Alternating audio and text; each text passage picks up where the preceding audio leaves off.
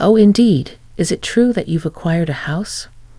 If so, I'd be interested in living with you.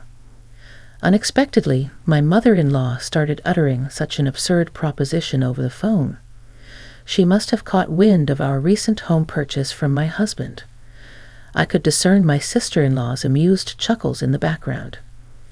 Does she believe her laughter can go unnoticed? Honestly, I have no desire to reside with my mother-in-law and the others. I thought my husband shared the same sentiment. However, the fact that they've been informed about our new house could mean they're assuming we'll be living together. The idea that my beloved husband might be in cahoots with them fills me with a bit of apprehension. Yet, I have no intention of yielding to their wishes. Are they trying to manipulate me? If that's their game, I'll reverse the roles. Reflecting on all my past tribulations, I pledged revenge against them. I am Kate Thompson, 30 years old, working as an ordinary employee at a major financial corporation. I married my husband, Joe, 3 years ago, and though we don't have children yet, there's a valid reason for that, a decision we both took seriously.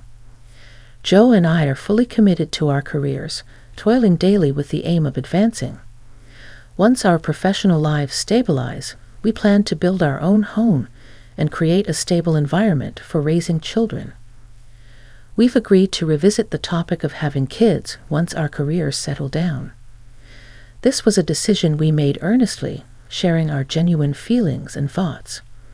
We do aspire to have children eventually, and now, as we prepare for that, I find myself recalling all my past struggles.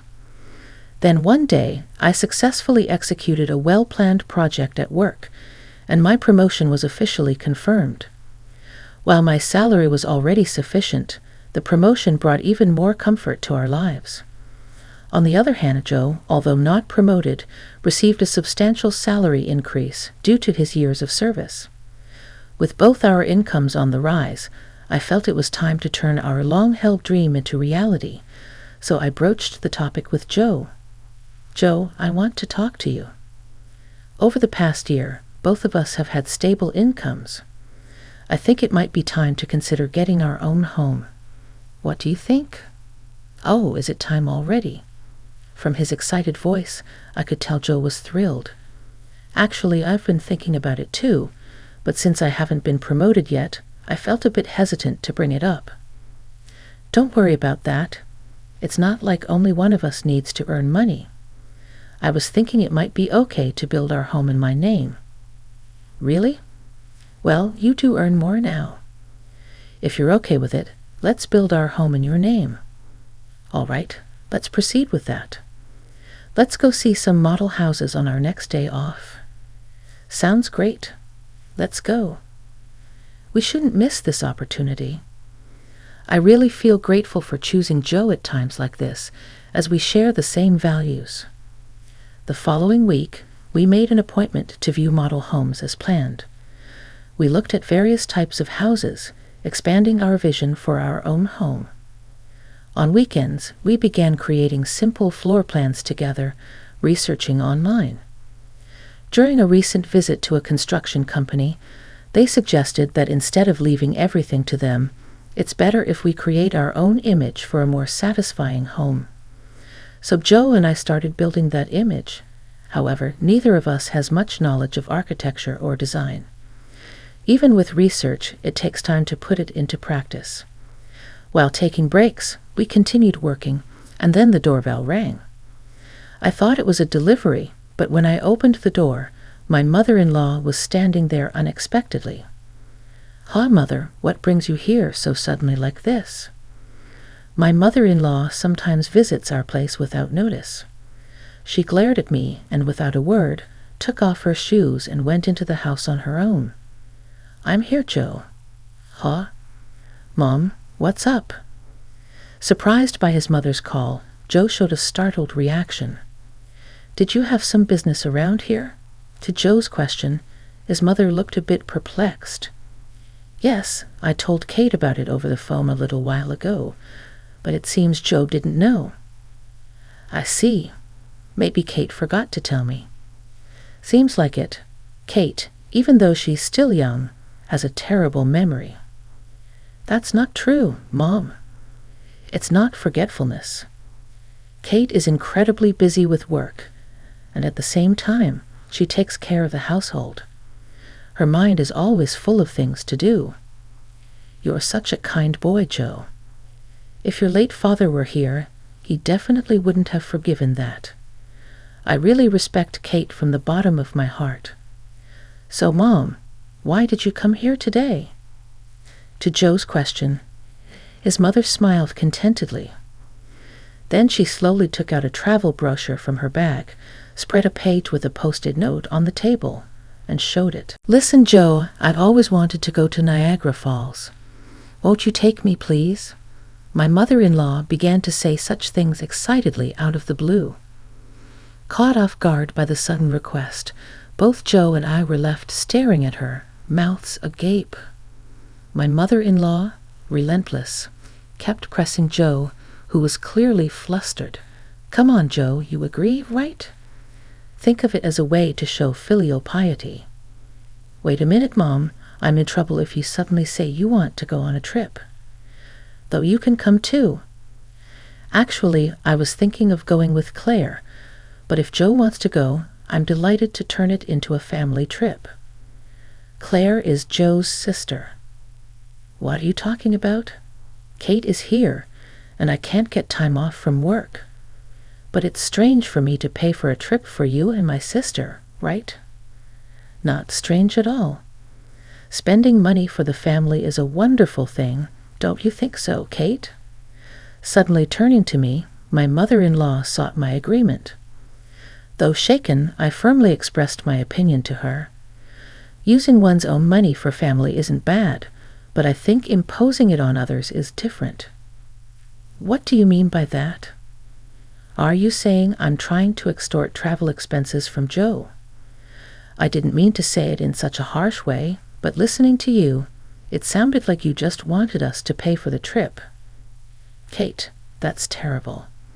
I had no such intention, but you're making me out to be the villain in front of Joe. I'm so shocked. That's not true.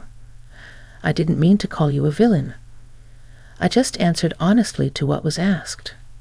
Okay, no need for excuses. Kate, why are you so heartless? You must not like me, do you? My mother-in-law, visibly upset, glared at me with icy cold eyes. It always turns out like this when she comes over. She always finds some reason to demand money and then squanders it with Claire, Joe's sister. Spending money for the family sounds nice, but what my mother-in-law does is practically extortion. The situation is entirely different when Joe gives them money out of kindness. No matter that they're family, I never really liked Joe's brazen mother and sister. According to Joe, his mother and sister became so selfish after his father passed away. Joe's father died when he was in high school, and since then, they have lived as a trio. With his strict father alive, he watched over the finances, but with his departure, there was no one to stop them, and they even freely spent the life insurance money. Also, since Claire works part-time, not as a full-time employee, her salary is low, and their life is always on the edge. This is why she regularly visits our house, making excuses like life is tough, or I want to relax and travel somewhere to extort money from Joe. Before marrying Joe, it seemed he was at the mercy of his mother and her demands. After his father's death, there was a sense of dependence from being cared for by his mother. However, since marrying me, Joe seems to be gradually realizing their true nature. Even when repeatedly asked for money, recently he's been trying hard to refuse for Joe. That's quite a growth. Moreover, he has recently become able to speak back firmly to his mother, to my mother-in-law's spiteful words, like, "You don't like me, do you?" Or, "Why should I for such an uncharming daughter-in-law?" Joe responded clearly, "Just because you're my mother doesn't mean you can speak badly of Kate. Didn't Kate just answer what you asked her?" "Mom, you're taking Kate's side. What are you talking about?" "I think you're in the wrong here, Mom. That's so unfair. Surely Kate must have poisoned your mind against me. Poor thing, you were such a kind child before we got married. I'm telling you, that's not it. I'm saying this because I think so. Joe's firm response surprised my mother-in-law, who was not used to being talked back to like that. With a frustrated look, biting her lower lip, she said, "Fine," and left. "Kate, I'm sorry I always make you feel uncomfortable." "No, it's okay. You stood up for us this time. Once we build our own home, we'll be further away. Let's not interact with Mom and them then." "Yeah, that would be a relief." "If you're okay with it, Joe, I'm grateful. The place we are considering for our new home is quite far from our current apartment, improving the convenience to both of our workplaces. Our current apartment is about 5 train stations away from Joe's parental home, but the new house will be 3 times farther and require transfers. The route from the station is also complex, so if we don't give them the address, they won't be able to find our new home. It's a good chance to cleanly break off our relationship with my mother-in-law. Later, we submitted our imagined floor plan to the construction company, and the construction started 2 months later. After about half a year, our $500,000 dream home was completed. We managed to squeeze some time from our busy work schedules to pack a few days before the move. I received a call from my mother-in-law on my smartphone. Busy packing, I turned on the speaker and answered the phone. "Hello," I said, and my mother-in-law started speaking in an unusually high-pitched voice. "Kate, when are you moving? You bought a house, right? I want to live with you." Suddenly on the phone, my mother-in-law began to say such an outrageous thing. She must have heard about our new home purchase from Joe. I could hear Claire, my sister-in-law, chuckling in the background. "That's great. We can make Kate work for us every day. Mom, you came up with a good idea." Do they think their words aren't reaching me? It's clear they plan to piggyback on our move. I imagine them planning to use me for an easy life. Honestly, I have no intention of living with them.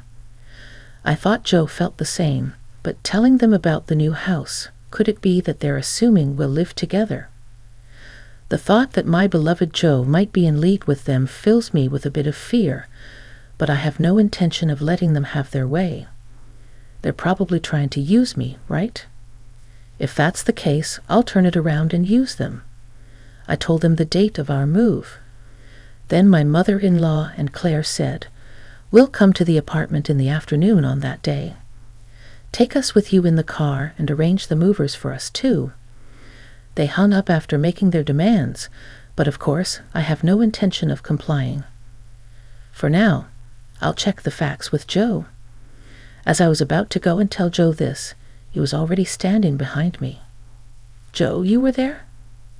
"I came to say we should take a break, but was that Mom on the phone just now?"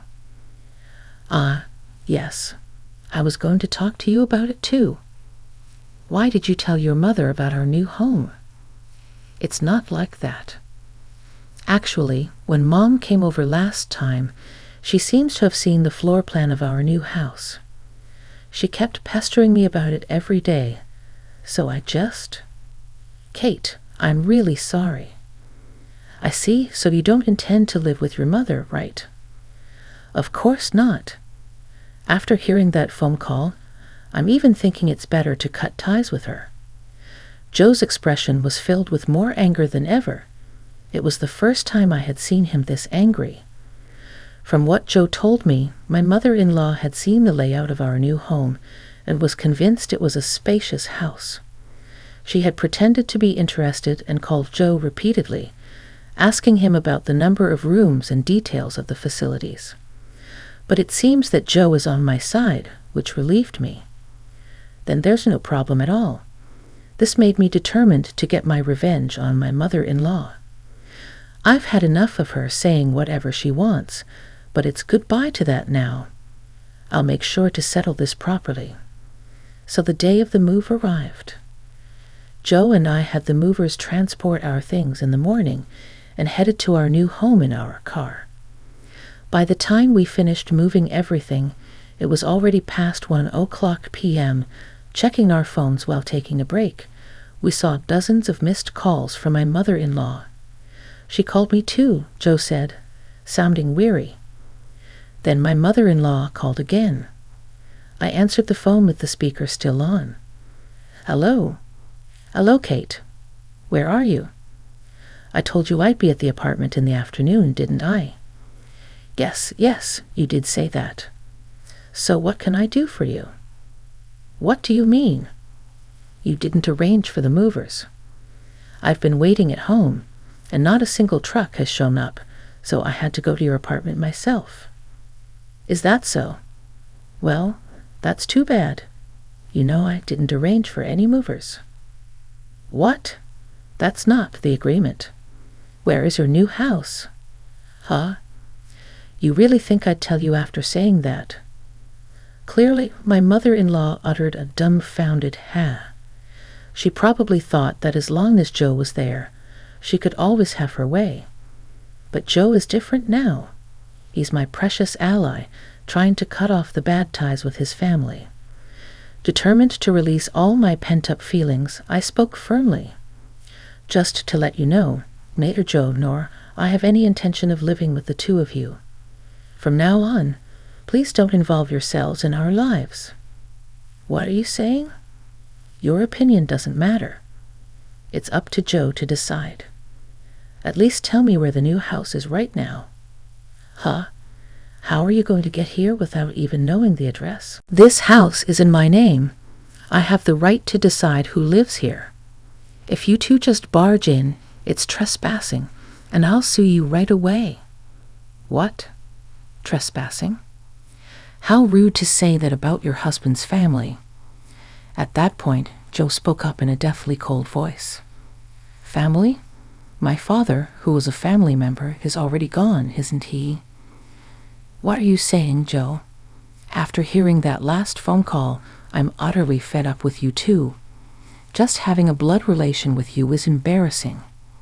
From now on, my family is only Dave and Kate. I no longer consider you two as my family. Wait, Joe? Don't say such things. Don't bother us again. Got it? With that, Joe hung up without waiting for her reply. He swiftly set his phone to block her calls. Hey, Joe, are you really okay with this? Yeah, I finally realized that Mom was just using me to her advantage. I feel completely relieved now. Joe looked truly refreshed, sincerely believing what he said. That's how we as a couple managed to cut off the bad ties with my mother-in-law and sister. Afterwards, they had to change their lifestyle drastically as Joe stopped supporting them completely. Without any contact with Joe, they lost their fallback option. Later on, my sister-in-law's part-time income wasn't enough, and my mother-in-law had to start working part-time as well.